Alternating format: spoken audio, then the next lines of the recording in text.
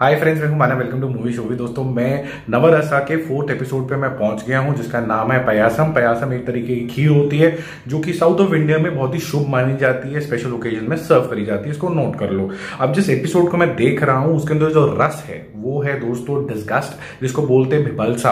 और यहाँ पर बड़ी क्लियरली दिखाया गया है कि जो हमारे भाई साहब हैं टेली गणेश, वो सुबू यानी अपने नेफ्यू से बहुत ज्यादा नफरत करते हैं। और नफरत करने का कारण ये है कि जब वो देखते हैं कि उनकी बच्ची जो आदित्य बालन ने रोल प्ले किया है वो विधवा हो जाती है 92 डेज के अंदर ही, और इन पैरेलल जो सुबू है वो एक के बाद एक प्रोग्रेस दिखता रहता है। तो कहीं ना कहीं वो कोस रहा होता है अपने मन में कि यार मेरे साथ सब कुछ बुरा हो रहा है, मेरा करियर भी बहुत बढ़िया नहीं है, मैं अपने घर परिवार को वो सब चीजें नहीं दे पाया जो सुबू दे पा रहा है। और सुबू का क्योंकि प्रोग्रेस हो रहा है उसके साथ ही उसकी सोसाइटी में भी नाम और बढ़ता चला जाता है। और ये बड़ा रिफ्लेक्शन हमें क्लियरली दिखता है कि सुबू के मन में कोई ईर्ष्या नहीं है। वो डेली गणेश को बहुत अच्छे तरीके से ट्रीट करता है, उनको बड़े की तरह रिस्पेक्ट देता है। इनफैक्ट शादी में भी उसके लिए स्पेशल कोट लेके आता है ताकि वो एक अलग रिस्पेक्टेबल आदमी लगे। तो बहुत सारे उसके और भी ज्यादा उसके ऊपर एहसान होते हैं, जैसे डेली गणेश के बच्चे को वो नौकरी देता है, साथ ही साथ में जमीन तक दे देता है जो कि उसने अपनी मेहनत से कमाई होती है।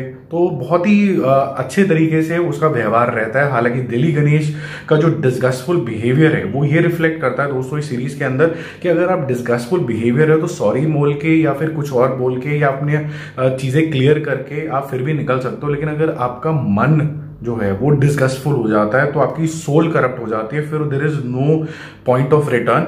इतना बुरा हो जाता है कि आप किसी से नजरें भी नहीं मिला पाते हो। तो हम एंड सीन के अंदर देखते हैं जब वो पायसम पैर से गिरा देता है डेली गणेश, तो वो अपनी बच्ची से भी ढंग से नजरें नहीं मिला पाता है। हालांकि फिर से हम देखते हैं कि सुबू को ये लगता है कि बड़े हैं घर के तो उनको अपनी बच्ची को आशीर्वाद देना चाहिए। तो जब शादी हो रही होती है सुबू की बच्ची की तो आशीर्वाद देने के लिए भी उसको बुलाता है, पूरी रीति रस्में देता है। तो जो लेसन ऑफ द स्टोरी दोस्तों यहाँ पर मुझे जो समझ में आया वो ये है कि अपने मन के अंदर इतना मन मुटाव मत कर लो कि आपकी सोल ही डिस्गस्टफुल हो जाए और आप ऐसे कर्म करने लग जाओ जो आपको शोभा नहीं देते हैं और उसका कोई रेलेवेंस भी नहीं है। ये बहुत ज्यादा इंपॉर्टेंट है, क्योंकि यहाँ पर उसका कोई रेलेवेंस नहीं था। वो एक एस्केप गोट की तरह किसी को बस बलि का बकरा बनाना चाहता था कि अगर मेरे साथ अच्छा नहीं हुआ है तो उसके साथ कैसे अच्छा हो रहा है। ये इसमें सुबह को कोई रोल नहीं था, बट वो बस मन में जैसे बोलते हैं ना कि थोड़े सटकेल हो गए और सटकेल तरीके से ही मेरे को बिहेव करना है। और ये मेरा बिहेवियर ये है कि भाई वो उसको कभी भी मैं खुश नहीं देख सकता हूं, तो उसके लिए मुझे उसका नुकसान भी करना पड़ गया,